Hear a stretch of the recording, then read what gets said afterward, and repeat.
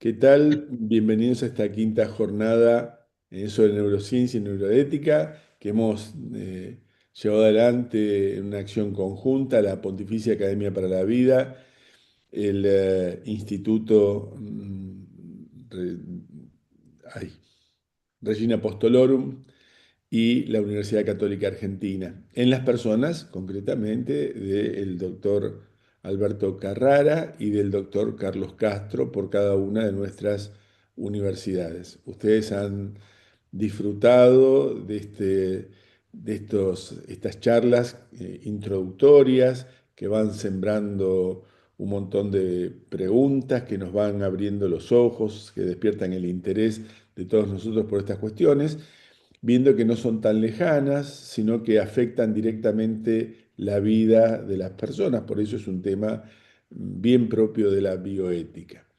Bueno, ya los conferencistas ustedes los conocen, saben quiénes son, tienen el currículum, los han escuchado y visto con anterioridad.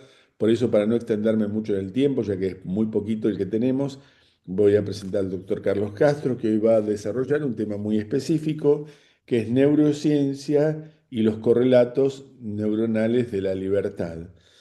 También va a hablar de los determinismos, de distintas redes neuronales y alguna discusión va a plantear de tipo filosófico. Adelante, doctor Castro Campolongo. Muchas gracias, Padre Rubén. Bueno, tenemos que preguntarnos en primer lugar si puede la neurociencia, desde una base meramente material, explicar un fenómeno tan profundamente humano como la libertad. La libertad parece intangible, pero el cerebro es materia medible. Sabemos cada vez más sobre cómo se activan regiones cerebrales específicas durante ciertas tareas cognitivas o emocionales. Sin embargo, ¿somos verdaderamente libres? ¿O solo experimentamos la ilusión de libertad porque desconocemos las causas neuronales de nuestras decisiones? ¿Puede la ciencia del cerebro explicar completamente nuestras decisiones y acciones? ¿O hay un componente inmaterial, irreductible en la conciencia y la voluntad? Las respuestas parecen dispares. Si le haremos al menos dos representantes, simplemente como modelos. Antonio Damasio ha señalado que la conciencia permite elegir entre posibilidades, lo que sugiere una visión donde el cerebro genera opciones, pero el sujeto elige. Vemos aquí la ambivalencia. Otros, como por ejemplo Francis Crick, sostienen que no somos más que un conjunto de neuronas. Como podemos apreciar, la cuestión no es solo científica, sino profundamente filosófica y ética. Generalmente suele ocurrir esto, las ciencias tienen modelos de abordaje de la realidad que son previos, se los llama paradigmas. Y con estos paradigmas, en cierta medida, el cerebro construye un mundo y desde estos paradigmas se va propiamente a ese mundo para intentar entenderlo. Ahora bien, ¿qué entendemos por libertad? La palabra libertad es polisémica. Para Aristóteles, por ejemplo, la libertad se vincula a la racionalidad y a la capacidad de orientar la acción hacia el bien. Eudamonía, que suele traducirse como felicidad, bienestar, vida buena, vivir de acuerdo con la virtud, arete, y la razón, desarrollando plenamente las capacidades humanas. Santo Tomás, por su parte, entiende la libertad como la capacidad del ser humano de ser causa sui, causa de sí mismo, es decir, dueño de sus propios actos y capaz de autodeterminarse en función de su voluntad y razón. Para Tomás, la libertad no es simplemente la ausencia de coacción externa, sino la posibilidad de actuar desde uno mismo, guiado por la razón y orientado hacia el bien propio y la perfección personal. Es decir, la verdad es presentada a la voluntad bajo la razón de bien. Y a este bien que la razón descubre como verdadero, la voluntad lo sigue como bien. En cambio, el enfoque moderno, a partir de Descartes y Kant, tiende a centrarse en la autonomía del sujeto y su capacidad de autolegislación.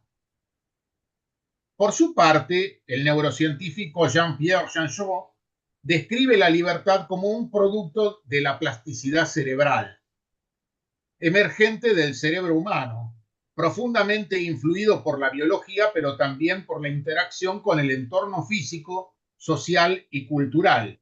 El cerebro establece conexiones sinápticas en constante interacción con el ambiente, y estas conexiones son seleccionadas, reforzadas o eliminadas según la experiencia y el aprendizaje. Pero, ¿es la libertad una ilusión? Ha habido experimentos como por ejemplo los de Benjamin Libet, que ha realizado, y también más recientemente los de Chung Sion Song, que pueden ser interpretados por algunos como pruebas de que nuestras decisiones están determinadas antes de que seamos conscientes de ellas. Por ejemplo, Libet en 1983 pidió a voluntarios que realizaran un movimiento simple, por ejemplo, flexionar un dedo, y esto que lo hiciesen cuando lo deseaban. Mientras tanto, se registraba su actividad cerebral mediante un electroencefalograma. Los participantes debían indicar el momento exacto en que sentían la intención consciente de actuar. El potencial de preparación en el cerebro aparecía unos 500 milisegundos antes de que la persona reportara conscientemente su intención de actuar. Esto sugiere entonces que el cerebro inicia el proceso de decisión antes de que la persona sea consciente de su intención. Muchos interpretaron estos resultados como evidencia de que nuestras decisiones están determinadas inconscientemente, cuestionando de este modo el libre albedrío. Sin embargo, Libet defendía una postura más bien matizada. Es decir, decía, aunque el impulso de actuar surge inconscientemente, la conciencia puede ejercer un veto, es decir, inhibir la acción antes de ejecutarla.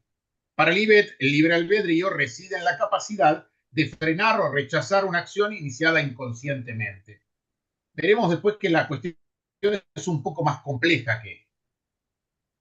En cuanto al experimento de Sun y otros, estos utilizaron en el 2008 la resonancia magnética funcional para registrar la actividad cerebral de voluntarios que debían tomar también decisiones simples. Por ejemplo, presionar un botón con una mano o con otra. Y esto que lo hiciesen cuando lo deseaban. Así encontraron que patrones de actividad cerebral en ciertas regiones, como por ejemplo la corteza prefrontal y parietal, permitían predecir la decisión del sujeto de 7 a 10 segundos antes de que la persona fuera consciente de haber tomado la decisión. Esto extendió los hallazgos de Libet, mostrando que el cerebro puede preparar decisiones mucho antes de la conciencia, de que surja la conciencia subjetiva. Alfred Melle, filósofo, ha criticado la interpretación determinista de estos experimentos, señalando que estos no prueban la inexistencia del libre albedrío, sino que muestran que hay procesos cerebrales previos a la conciencia de la decisión. Meramente esto. Una mirada exclusivamente neurocientífica puede caer en reduccionismos, mientras que una mirada solo filosófica corre el riesgo de ignorar datos objetivos relevantes. Por lo tanto, se hace necesario un enfoque verdaderamente interdisciplinar o transdisciplinar. Sobre determinismos y distintos tipos de determinismos no me voy a detener, simplemente los voy a mencionar. El padre luego Alberto Carrara se detendrá más profusamente en esto, por lo tanto, simplemente señalemos que el tema este del determinismo es una idea de que todo lo que ocurre está causado por eventos anteriores, dicho de un modo muy simple. Y hay distintos tipos de determinismo. Por ejemplo, un determinismo teológico que piensa que si Dios es omnisciente y conoce el futuro, entonces nuestras decisiones estarían ya determinadas. O, por ejemplo, el de Calvino, que rechaza el libre albedrío, ya que el ser humano, tras el pecado original, ha perdido la capacidad de autodeterminarse y está miserablemente sometido a todo mal. Hay también un determinismo metafísico. Por ejemplo, Spinoza afirmó que creer en la libertad es ignorar las causas que nos determinan. Solo Dios como sustancia única es verdaderamente libre. Los humanos solo seguimos su lógica necesaria. También hay un determinismo psicológico. Las decisiones humanas estarían determinadas no tanto por leyes físicas, sino por variables psicológicas, la personalidad, la historia, el aprendizaje, las emociones, el carácter, etc. Pero también hay un determinismo físico y neurobiológico, que parte de la suposición de que el cerebro es un sistema físico como cualquier otro, gobernado por leyes naturales. Todas nuestras decisiones son consecuencia inevitable de procesos cerebrales previos, incluso si no somos conscientes de ellos. Si conociésemos el estado actual del cerebro, podríamos predecir su próximo movimiento. Esto vendría sintéticamente a rezar el determinismo neuronal. El padre luego Carrara abundará en él. Sin embargo, no todos acuerdan con esta postura. Por ejemplo, Edelman o Gazzaniga no niegan la libertad humana de manera categórica. Edelman afirmará que la mente y la conciencia, incluyendo la toma de decisiones, surgen de procesos biológicos y evolutivos, lo que implica que la libertad es entendida como una capacidad emergente, no considerándola como algo metafísico. Pero piensa que el cerebro funciona como un sistema adaptativo en el que las conexiones neuronales se seleccionan y refuerzan según la experiencia y la interacción con el entorno. La capacidad de deliberar surge del funcionamiento flexible, no lineal y plástico del cerebro y se apoya en la integración de información a través de procesos de reentrada en diferentes regiones cerebrales. Así la libertad es posible porque el cerebro puede generar alternativas, anticipar consecuencias y modificar su conducta en función de la experiencia.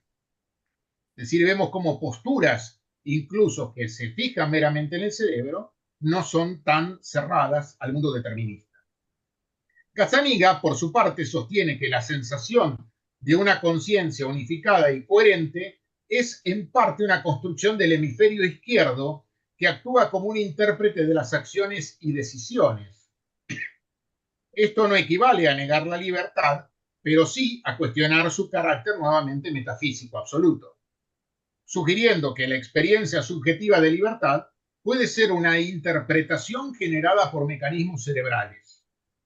El cerebro integra múltiples procesos inconscientes y a posteriori surge la conciencia de la decisión como una narrativa que el hemisferio izquierdo construye para dar sentido a nuestras acciones. En cambio, Metzinger sostiene una postura escéptica y negativa respecto al libre albedrío. A medida que la neurociencia avance y se comprendan mejor los mecanismos que generan nuestros deseos, intenciones y acciones, la noción tradicional de libre albedrío perderá su fundamento filosófico e incluso su fundamento científico. La sensación de libre albedrío es una ilusión generada por el automodelo fenoménico. Por su parte, Freeman sostiene que el cerebro no es un sistema determinista, sino caótico, y que en la complejidad emergen márgenes para la creatividad y posiblemente para la libertad, alejándose de este modo a la posición de Metzinger. Para Freeman, el libre albedrío, entendido como la capacidad consciente de iniciar acciones, sería una ilusión. En su lugar, propone que la libertad reside en la dinámica global del sistema cerebral, capaz de generar intenciones y modificar el entorno a través de la acción, aunque la conciencia no sea la causante directa. Dennett sostiene que aunque los procesos sean determinados, ello no implica la ausencia de agencia. La libertad no es una ausencia de causas, sino la capacidad del sujeto de actuar conforme a sus propios fines y razonamientos, incluso si ellos tienen un soporte neuronal. El premio Nobel Eric Kandel afirma que los procesos mentales son procesos cerebrales, sosteniendo una posición monista materialista. La libertad se entendería como una construcción biológica, condicionada pero moldeable. Sin embargo, Kandel admite que la conciencia sigue siendo un misterio, lo que deja espacio para interpretar la libertad desde una dimensión no completamente reducible. Ahora, a pesar de estas interpretaciones con su sesgo determinista reductivo, el reduccionismo metodológico, decimos, es útil para estudiar mecanismos, pero es insuficiente para explicar fenómenos como la intención, la experiencia subjetiva o el significado.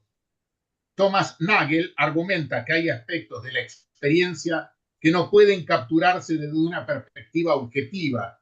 En este sentido, la libertad como vivencia personal queda fuera del alcance de un enfoque exclusivamente físico. Aunque las técnicas de imagen permiten observar áreas cerebrales activas, aún falta una teoría unificada del funcionamiento cerebral total que explique decisiones libres. Los estudios iniciales se enfocaban en regiones cerebrales específicas, localizadas. Sin embargo, hoy se reconoce que el cerebro opera como una red dinámica interconectada. Olaf Storms, uno de los fundadores del campo de la conectómica, entiende que la toma de decisiones es un proceso emergente de la interacción dinámica entre la estructura anatómica del cerebro y su actividad funcional. Hay distintas redes neuronales centrales que intervienen en las decisiones intencionales, como por ejemplo la corteza prefrontal medial. Esta conecta con estructuras límbicas, como por ejemplo la amígdala, y áreas corticales superiores, actuando como un puente entre la emoción y la cognición. Las funciones principales están en la toma de decisiones emocionales, la evaluación del valor afectivo de las opciones, influyendo en elecciones relacionadas con el riesgo, la recompensa y la moralidad. Las lesiones en esta región provocan alteraciones en la empatía, aumento de la impulsividad y dificultades para aprender de experiencias emocionales negativas. También en las decisiones interviene la corteza prefrontal dorsolateral, que en sí misma no es una estructura anatómica estrictamente delimitada, sino que se define principalmente por sus funciones. Y entre sus funciones principales, una de las fundamentales es la planificación, la toma de decisiones, la resolución de problemas complejos, la flexibilidad cognitiva, la inhibición de respuestas automáticas y la memoria de trabajo. Esta permite el cambio de tarea, la atención dividida y la preparación para la acción. También está implicada en la toma de decisiones la ínsula anterior izquierda, que se halla en las profundidades de la cisura de Silvio, cubierta por los lóbulos frontal, temporal y parietal. En cuanto al patrón de activación, decimos que se activa en situaciones de toma de decisiones apoyadas por la emocionalidad y en el procesamiento de emociones sociales. También el lóbulo parietal inferior, que tiene especificaciones hemisféricas, interviene en la toma de decisiones. Por ejemplo, en el hemisferio izquierdo combina la información visual, auditiva y somatosensorial para guiar el comportamiento y las opciones.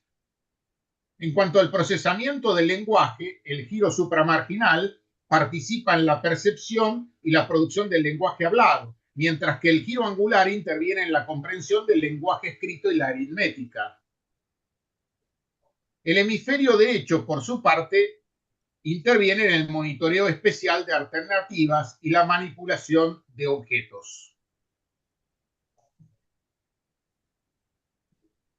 Hay también procesos neurofisiológicos subyacentes. Por ejemplo, los procesos cerebrales detrás de la sensación de libertad incluyen etapas inconscientes y dinámicas predictivas.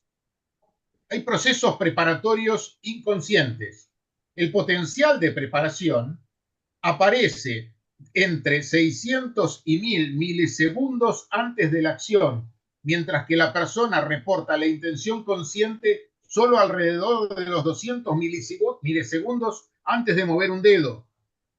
Pensemos que un milisegundo es una milésima parte de un segundo, es decir, vemos todo lo rápido que esto ocurre.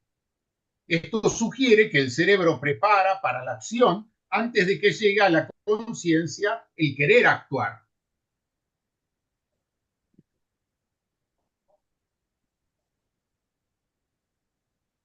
Cuando percibimos un efecto como resultado de nuestra acción voluntaria, suele acortarse subjetivamente el intervalo temporal entre acción y efecto. A esto se lo llama fenómeno biting. Por ejemplo, al presionar un botón conscientemente y producir un sonido, el cerebro percibe que el tiempo entre ambos es más corto que si la mano fuera movida pasivamente.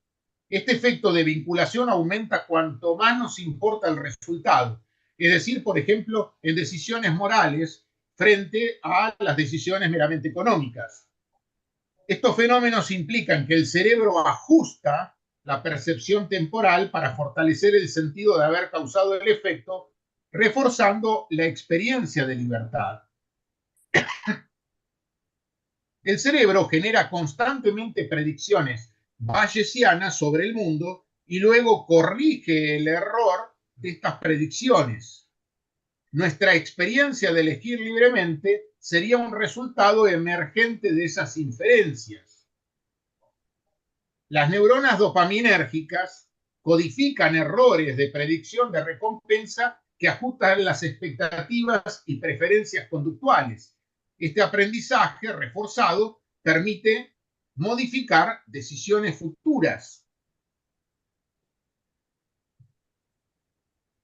El cerebro integra información sensorial, emocional y racional para toma de decisiones.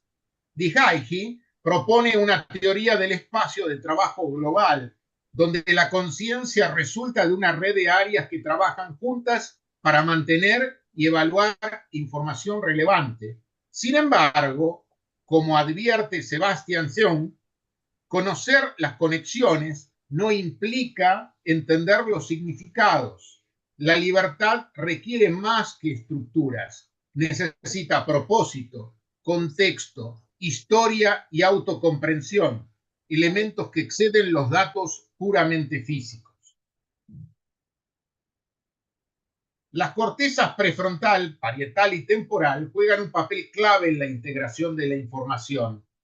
Sin el procesamiento conjunto de emoción y razón ventromedial prefrontal, las decisiones se tornan erráticas o incluso imposibles, lo que refuerza la idea de que la libertad no es una abstracción, sino un proceso neuronal complejo. Joseph Ledoux ha demostrado que sin la amígdala, por ejemplo, los sujetos no responden emocionalmente al peligro. Por otro lado, el hipocampo es fundamental para consolidar la memoria episódica. Juntos, estos sistemas permiten que las decisiones actuales se funden en aprendizajes pasados, permitiendo continuidad personal y sentido, dos condiciones claves para la libertad. La ética no es solo neuromoralidad, sino juicio práctico situado en una visión humana. Entre el estímulo y la respuesta hay un espacio. En ese espacio reside nuestra libertad y nuestro poder de elegir nuestra respuesta. Aunque la neurociencia permite observar correlatos de procesos mentales, la libertad no puede capturarse solo con imágenes cerebrales. Como argumenta Chalmers, la experiencia subjetiva, los qualia, no se reducen a procesos físicos. Saber qué zonas del cerebro se activan durante una decisión no nos dice por qué esa decisión fue tomada, ni cuál es el sentido que tiene esta decisión para el sujeto.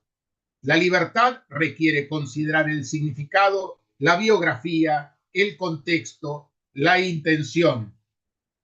El reduccionismo metodológico, hemos dicho, puede ser útil para aislar variables y construir modelos explicativos, pero cuando se absolutiza, corre el riesgo de negar aspectos fundamentales de la existencia humana. La neuroética estudia las implicaciones morales de los avances en neurociencia. ¿Podríamos culpar a una persona si su cerebro muestra disfunción en áreas de control inhibitorio? ¿Qué significa la responsabilidad legal si los actos pueden explicarse por condiciones neurobiológicas? La libertad, la libertad puede entenderse como un fenómeno emergente de una biología compleja, lo que no niega, sino que la sitúa, o como algo que transciende los mecanismos cerebrales.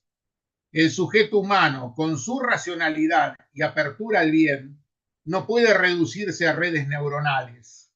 Desde una mirada filosófica, la libertad es signo de trascendencia. Desde una mirada naturalista, es una capacidad evolutiva altamente sofisticada. Ambas visiones, lejos de ser excluyentes, pueden dialogar y enriquecerse mutuamente. Muchas gracias.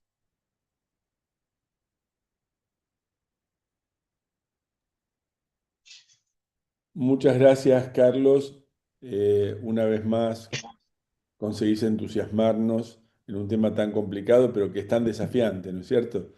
Y que tantas consecuencias tiene desde el punto de vista jurídico, ético, filosófico, antropológico. Se me ocurren montones de cuestiones presentes y a futuro, ¿no?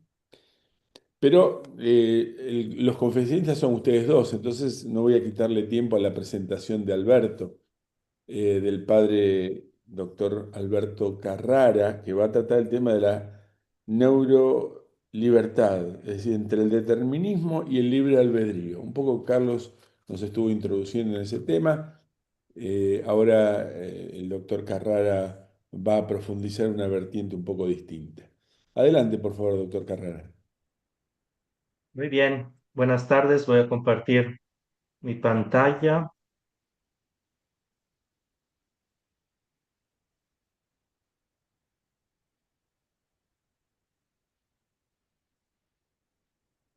Muy bien.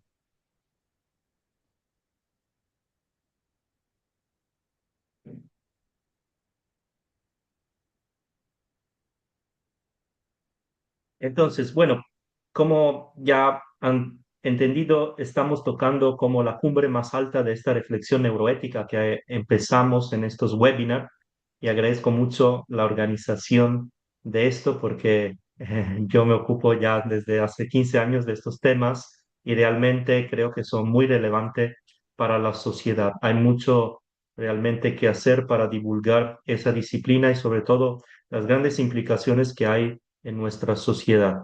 Neurolibertad, la persona humana entre determinismo y libre albedrío. ¿Somos realmente libres o estamos determinados por nuestro cerebro? Esta es la gran pregunta, ¿no? El doctor Carlos ahondó en todas esas bases neurales de los correlatos neurales del libre albedrío. Y efectivamente, hoy en día, efectivamente, hay muchos científicos, también personas que en conferencias, congresos afirman que ya la neurociencia ha acabado hubiera acabado con el libre albedrío.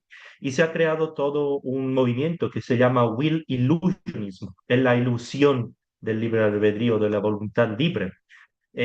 Tomando los casos clínicos, por ejemplo, de Phineas Cage, que hemos ya profundizado en estos webinars, así que si no se lo saben, pueden volver a ver también los demás videos. El caso famoso de Phineas Cage o el caso Elliot. Estas personas que padecieron trastornos, problemas, traumatismos y efectivamente su conducta, su libertad fue reducida, alterada, modificada da pie a algunos científicos a afirmar que el libre albedrío sería determinísticamente determinado, perdón la redundancia, determinísticamente determinado por ese tejido neural que todos tenemos en nuestra cabeza. Y efectivamente tenemos grandes resultados hoy en día, pero retomando la gran cuestión, podríamos decir así que desde los tiempos más antiguos el tema de la libertad humana, de la voluntad libre del ser humano, ha despertado los intereses de los mejores pensadores. Piensen efectivamente en León Tolstoy, en su obra magna, Guerra y Paz. Llega en el epílogo a la conclusión filosófica. Cito León Tolstoy en Guerra y Paz. Él dice, en el caso presente es igualmente necesario renunciar a una libertad inexistente y reconocer una dependencia que no sentimos. ¿Y qué significa todo eso? Sin duda, el gran escritor ruso no podía imaginar que después de más de un siglo, su mismo escepticismo sobre la libertad humana volvería a estar de moda en esa interconexión entre tecnología y filosofía, en esa revolución de la neuroética. La cuestión, ¿somos realmente seres dotados de libertad o autonomía o meramente estamos a la merced de esos determinismos neurobiológicos? En el fondo es la cuestión que resume un poco nuestra humanidad, porque entre la conciencia que hemos abordado la última vez y el libre albedrío se juegan los dos pilares antropológicos más importantes, creo. Y efectivamente, más de hace 10 años se habían hecho unos estudios neurales sobre el cerebro del jugador de fútbol Messi, para un poco determinar efectivamente en 2014, para determinar efectivamente si realmente era Messi voluntariamente que escogía qué hacer o era su cerebro a escoger las mejores estrategias para ser tan bueno en el juego del fútbol.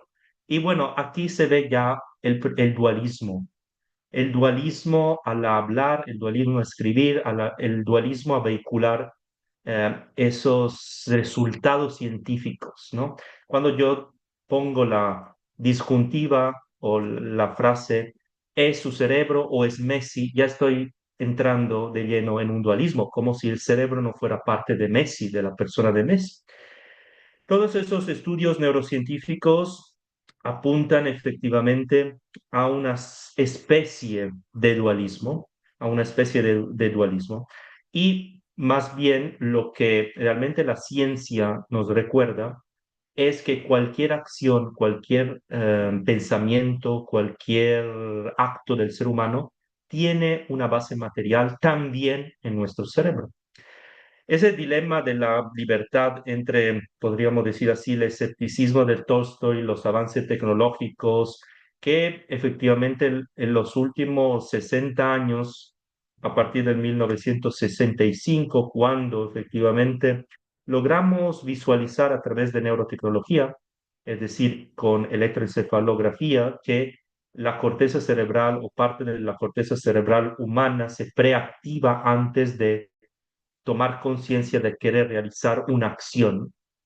Y eso dio pie efectivamente a todo lo que el doctor Carlos les explicó del famoso científico que por más de 6 décadas, Benjamin Libet, desarrolló ese tema.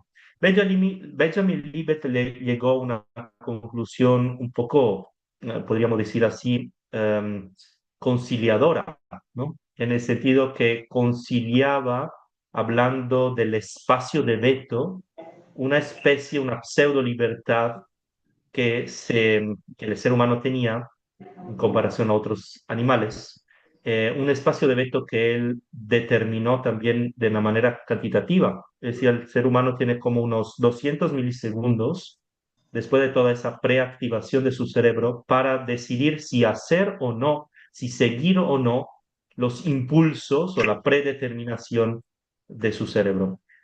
Podríamos volver también a los grandes experimentos sobre los implantes de electrodos en el cerebro de animales, sobre todo los toros. Hemos ya hablado de esto, de José Manuel Rodríguez Delgado.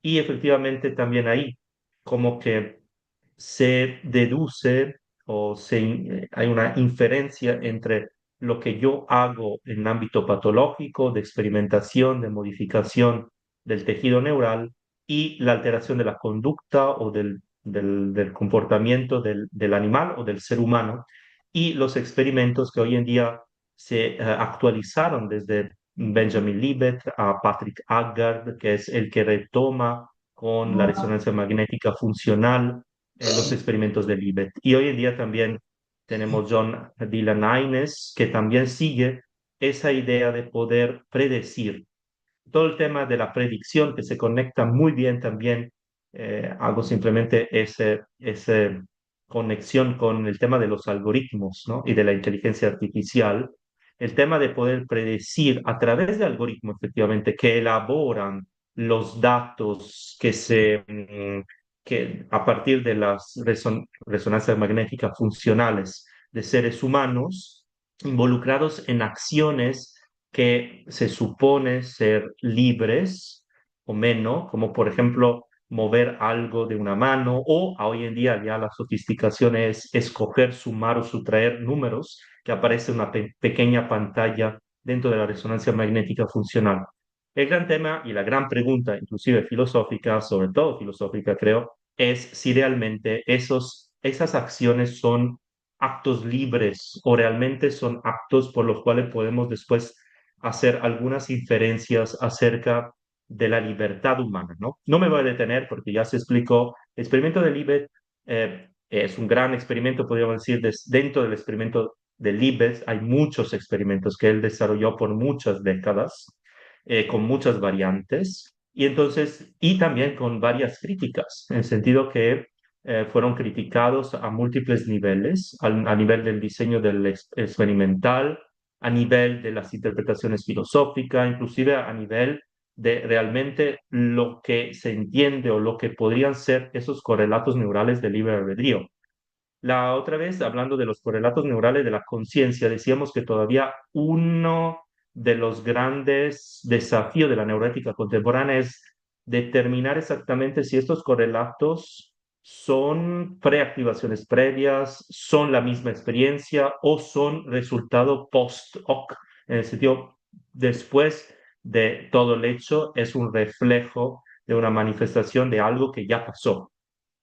Ahora bien, para entrar un poco en estas críticas y también para visualizar lo que yo llamo una especie de libertad multidimensional conectada con esa estratificación de la conciencia de la cual hablamos la última vez, también para libre albedrío, para la libertad, yo asumo también esa visión multidimensional o multiestratificada. El vínculo de la conciencia con la acción humana, lo que llamarían los filósofos de la mente agency, y en particular con el libre albedrío, expresado en la elección. Entonces, nuestro libre albedrío se expresa en lo que se llama técnicamente la elección. ¿No? Elijo algo, elijo una acción o elijo un objeto de deseo, etcétera, que es condición indispensable de la responsabilidad personal. Entonces, mientras la conciencia estaba ligada a todo el tema de la, digamos, del intelecto, etcétera, el tema de la libertad está vinculado al tema de la responsabilidad. Y lo pone de relieve una gran científica italiana, premio Nobel de la Medicina, Rita Levi Montalcini, que murió a los 104 años, y ella en una de sus obras teje una conexión interesante cuando dice así, la conciencia vincula a nuestro yo con la experiencia de los acontecimientos de nuestras vidas, ya que nos permite comprender nuestra existencia como una entidad pensante, que retoma un poco Descartes, haciéndonos responsables de nuestros actos. Aquí Rita Levi Montalcini. Y establece una relación interesante y recíproca entre conciencia, yo, la identidad, y libre albedrío. Es preciso aclarar también algunas terminología que usamos al hablar de una libertad o libre albedrío o una neurolibertad. En primer lugar, el tema de la elección, lo que los latinos llamaban la elección. Es el acto de la voluntad, es decir, de la potencia apetitiva tendencial humana que se realiza en un cierto movimiento del hombre hacia algo que se entiende como bueno. Aquí entra también ya la autoconciencia, la conciencia. Entonces todo se mezcla en esta relación entre autopercepción de sí mismo, autoconciencia y libre albedrío, elección. Es decir, de ese algo, ese movimiento de algo que se entiende como bueno, es decir, hacia un bien elegido. El concepto de elegir o elegido implica la precedencia de un cierto juicio, efectivamente, de comparación entre alternativas. Si no hay alternativas, no hay elección. Y entonces un juicio de preferencia que anticipa la elección misma, es más, que se convierte en un aspecto de ella. Aquí la elección tiene como premisa un especial consejo, es decir, un juicio, una serie de juicios, razonamientos orientados hacia el qué hacer, hacia una elección, una acción. Este consejo es una manifestación de nuestra autoconciencia misma. Incluso desde la perspectiva neurocientífica es bastante evidente que, en primer lugar, una decisión meditada, ¿no? Tiene una abajo tiene una cadena de razonamientos. Y en segundo lugar, que estos juicios arraigan en una posibilidad corpórea de manifestación y procesamiento, es decir, de una integración en las estructuras neurales, en particulares en estas redes corticales de la corteza cerebral, también de la parte de la corteza motora, primaria, secundaria, parietal, etcétera, ¿no? El libre albedrío manifestado en esa elección puede presentar efectivamente una multiplicidad de niveles, ¿no? Si nosotros bajamos y empezamos desde abajo, podríamos decir así que hay una estratificación abajo, arriba, o lo que llaman los filósofos de la mente, bottom-up, de la conciencia correspondiente a ese cierto juicio para decidir o elegir qué voy a hacer, que hemos un poco desentrañado la otra vez. Y ahora, a cada nivel de esta estratificación del juicio de la autoconciencia corresponde un nivel de libertad. Entonces tenemos lo que habíamos visto un poco la última vez. A la vigilancia corresponde efectivamente un cierto juicio y también ahí se tiene un cierto grado de libertad, que es obviamente muy limitado y no es propiamente lo que llamamos nosotros la libertad humana. A nivel también de la interocepción y de la exterocepción, de la integración del sentido común, en lo que llamamos también la awareness y después la wakefulness, la awareness y después lo que llamaríamos la self-awareness, ahí están otros niveles y el self-awareness es el nivel que corresponde propiamente a lo que llamaríamos la libertad o la posibilidad de acceder a un acto libre, porque no todos nuestros actos son verdaderamente libres y no necesitamos que todos los actos humanos sean realmente libres, simplemente los que, y por eso la libertad entonces se vislumbra como una calidad de la voluntad humana, porque no todos los actos voluntarios humanos son libres y necesariamente no lo tienen que ser. En ese debate, el debate entre neurociencia y libre albedrío es muy interesante porque de un lado nos permite una palabra clave que también el doctor Carlos relevó, que es la integración, y creo que hoy en día es muy importante, ¿no? Hoy en día lo que necesitamos hacer es un proceso de integración, es decir, en integrar y también integrar primero los datos neurocientíficos, reflexionar sobre el sentido epistemológico de estos datos, inclusive el sentido mismo técnico de qué significa ese dato en un contexto más amplio. Y por eso creo que la relación entre neurocientíficos y filósofos es necesaria, sumamente necesaria hoy en día en estos temas. No cabe duda, obviamente, que en un primer momento, muchos de estos experimentos neurocientíficos pueden resultar sorprendentes. También por parte de los mismos científicos que relatan después de la publicación en artículos científicos, donde todo el mundo es bastante cauto, ¿no? y ponderado y podríamos decir así políticamente o científicamente correcto. Después, cuando se pasa del dato científico a sus interpretaciones, varios, como ya hemos hablado de Gazzaniga, el padre de la neuropsicología contemporánea, que en sus últimas publicaciones habla exactamente de una manera del libre albedrío como una mera ilusión. En sus últimas obras también, Human o también sobre el libre albedrío, efectivamente él tiene una postura, decir, bueno, la neurociencia ya nos quita la ilusión del libre albedrío, pero tenemos que vivir en una sociedad con reglas y normas, porque si no aquí va a ser todo un caos. Entonces tenemos que ponernos de acuerdo. Aunque la libertad no existe, dice él, Gazzaniga, hagamos como si existiera y pongámonos de acuerdo. Una especie de extrinsecismo, es decir, bueno, desde fuera, el poder del Estado, etcétera, va a moderar, ¿no? Va a moderar las relaciones entre personas, entre sujetos, porque si no, no podemos seguir viviendo aquí. Algunas conclusiones o observaciones de conclusión sobre todo eso, efectivamente. Am, Podríamos decir así que hace más de 10 años, cuando le preguntaron al filósofo italiano Giovanni Reale si efectivamente el resultado de la neurociencia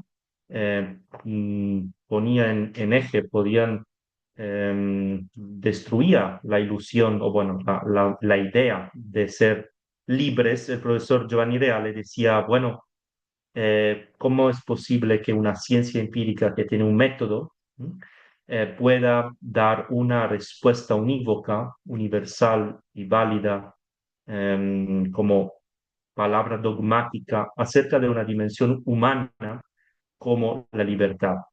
Y retomaba también el tema de la filosofía de la ciencia. Él dice, bueno, en la misma filosofía de la ciencia no es así.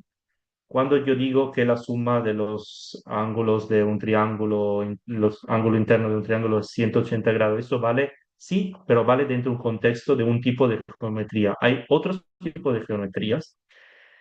La geometría euclidea está bien, pero hay otros tipos de geometrías. Entonces no podemos decir así de una manera absoluta. Y decía que tenemos que recordar Karl Popper, que la ciencia avanza verificando, no avanza verificando positivamente ideas previas, sino falsificándolas. Es decir, avanza por paradigmas que van transformando, transformándose, ¿no?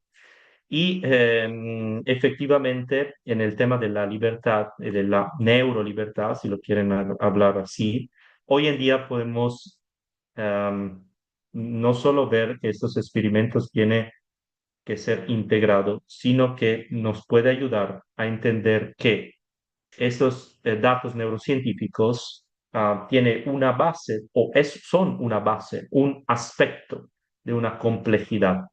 Decía el filósofo canadiense Walter Glennon, que es una gran autoridad en el ámbito de la neuroética, que las personas son algo más que conjuntos de neuronas, de sinapsis y neurotransmisores, y que nuestras acciones y prácticas normativas son algo más que una función de los mecanismos neuronales. En las neurociencias clínicas, decía Glennon, por ejemplo, el ámbito de la neurocirugía, la psiquiatría, la neurología, el éxito de cualquier intervención en el cerebro depende no solo de si modula o menos la función cerebral, sino también de si beneficia a la persona y le da una mejor calidad de vida. La neurociencia no ofrecerá una explicación muy útil, decía Walter Glennon, de las personas y de cómo se benefician o, si, o perjudican de los psicofármacos, la neurocirugía funcional o el trasplante de células madres neuronales, si la describe enteramente en términos de procesos cerebrales, de mecanismos neurales, y no como agentes, dice Lennon, de deseo, creencias, emociones, intenciones, intereses. Lo que podríamos decir que se espera en un enfoque integrador entre la investigación neurocientífica y médica y la reflexión filosófica.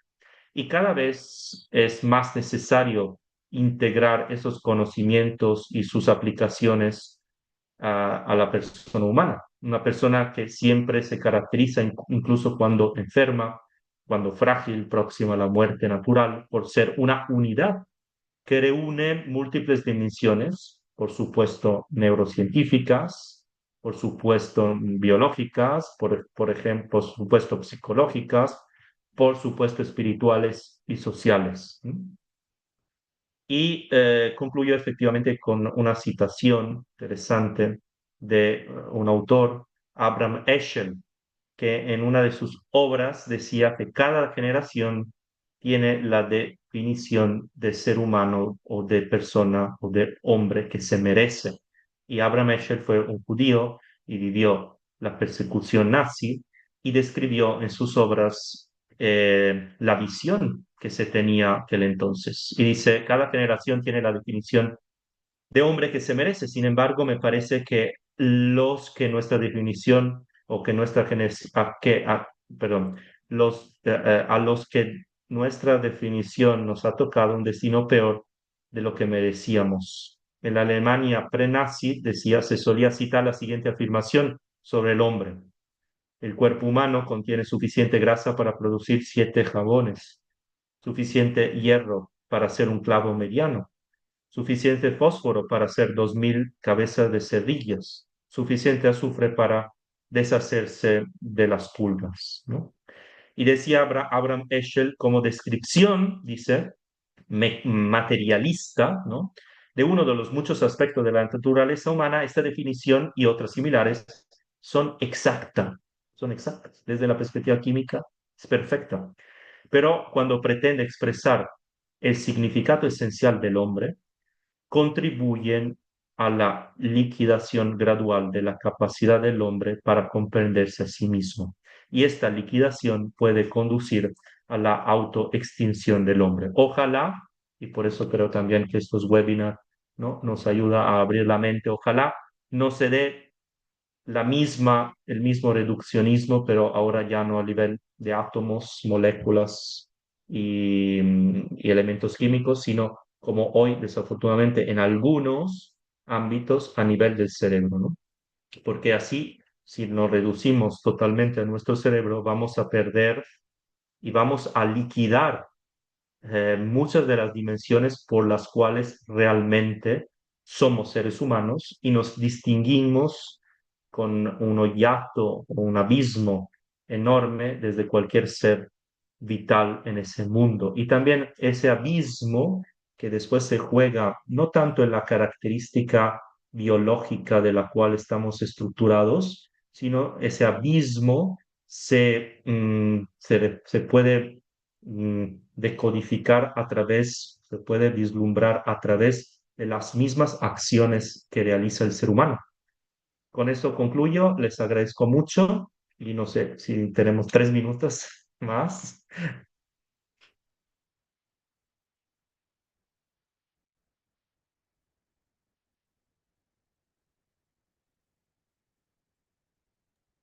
Muchísimas gracias, Padre Alberto. Creo que se fueron complementando muy bien ambos en la presentación, como habitualmente, ¿no? Como di solito. Eh,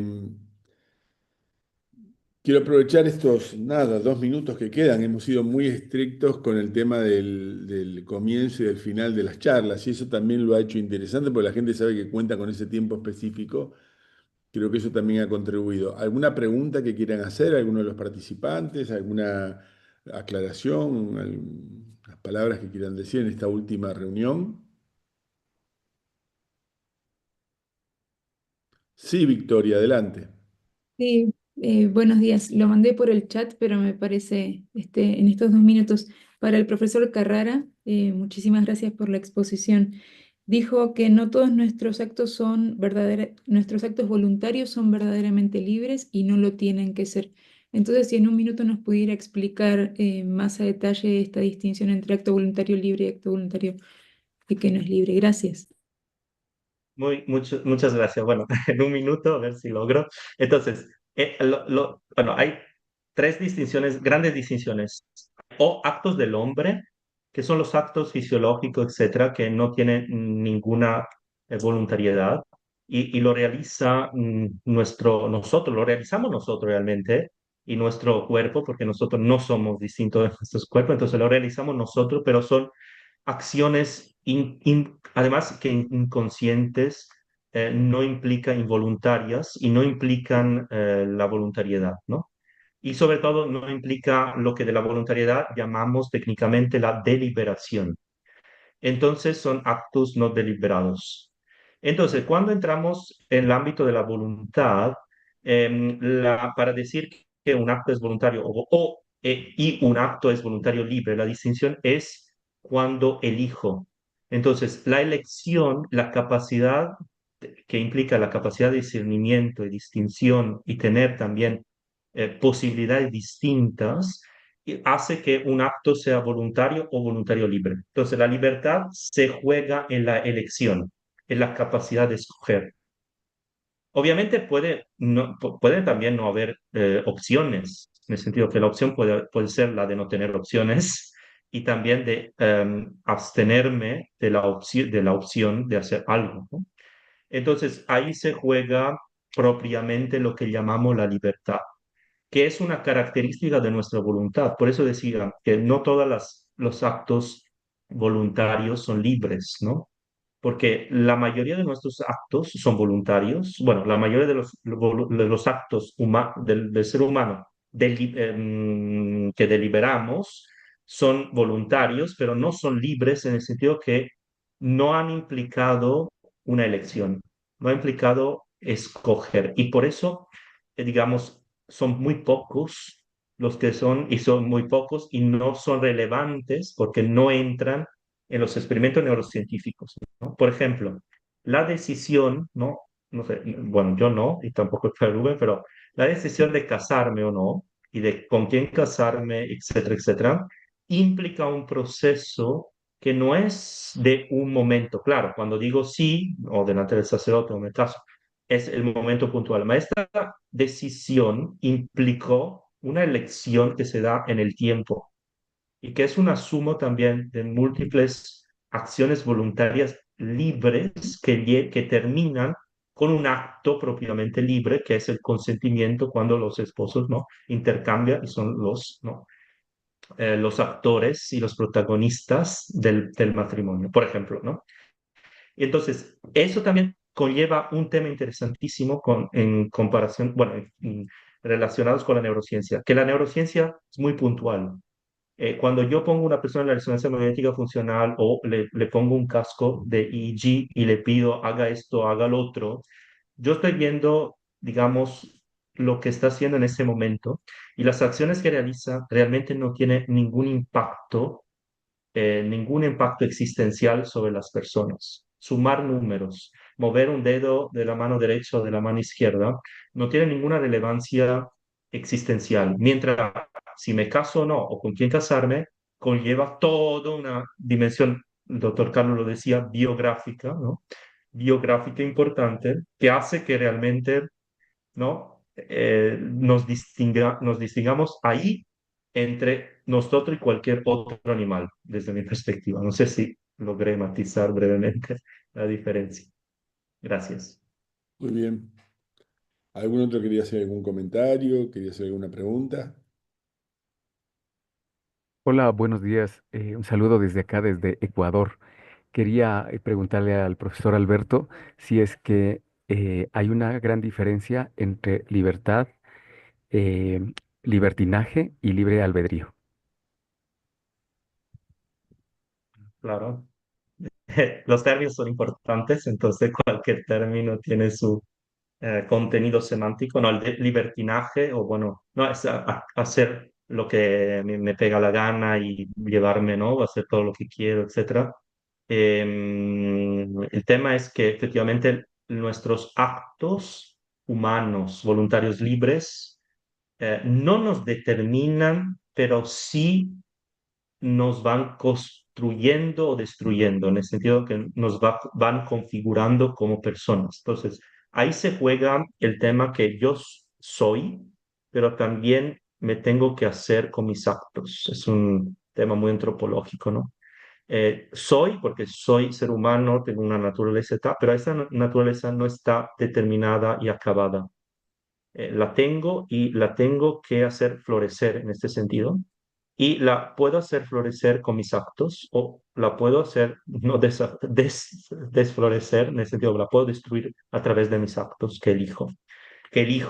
Entonces, ahí es muy importante, por ejemplo, en bueno, por eso la énfasis de la filosofía antigua, cualquier corriente de la Grecia antigua tenía el objetivo de performar al hombre, es decir, de transformar y hacer que sus actos lo hicieran más hombre o mejor hombre, ¿no?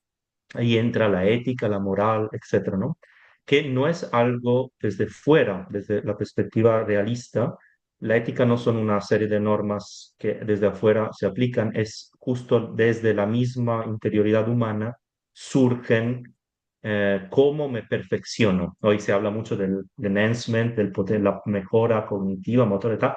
La mejor mejora es efectivamente la mejora ética moral, que es cuando uno aprende a, a ver que yo me construyo en base a mis actos libres, a lo que elijo, ¿no? Soy, podríamos decir así, lo que elijo en un cierto sentido, ¿no? Claro, no significa que con un acto equivocado ya, ¿no? Pero claro, si yo pongo en acto muchas elecciones que me van a destruir, inclusive físicamente, entonces, claro, voy a ser una persona, ¿no? Distinta como personalidad de la que podría haber sido si hubiera escogido otras cosas, ¿no? Por eso es tan importante la educación y la formación, ¿no? Claro, es importante esto que decís, Alberto, porque la particularidad del hombre de vivir justamente en el tiempo, de ser en el tiempo, pasado, presente y futuro, no lo determina. En cambio, si uno lo piensa desde la teología, ¿no? La realidad angélica, que con un acto se determina su propia esencia, ¿no? Ahí está la diferencia, ¿no? Entre la posibilidad de la realización de un acto y la corrección a lo largo del tiempo, y en esta otra forma de duración que no implica propiamente el tiempo como lo concebimos, sino que por un acto la determinación del ser, ¿no? Aunque el hecho justamente de Santo Tomás de decir que el hombre es causa sui, ¿no? Es causa de sí mismo, y la libertad entendida así puede aportar justamente a esto mismo que venías diciendo recién, ¿no? El hombre se construye a sí mismo a través de los actos de libertad que va realizando. De hecho, si lo pensamos teológicamente, uno bien podría decir que el santo es aquel que se ha dejado ganar por Dios, es decir, en donde los actos que realiza propiamente son actos teándricos, totalmente de Dios y totalmente del hombre. Muy bien. Bueno, muchísimas gracias. Ustedes saben que todo esto se sube luego a las redes, difúndanlo en la medida de lo posible. Creo que es un gran servicio que se ha prestado a partir del trabajo conjunto de ambas universidades.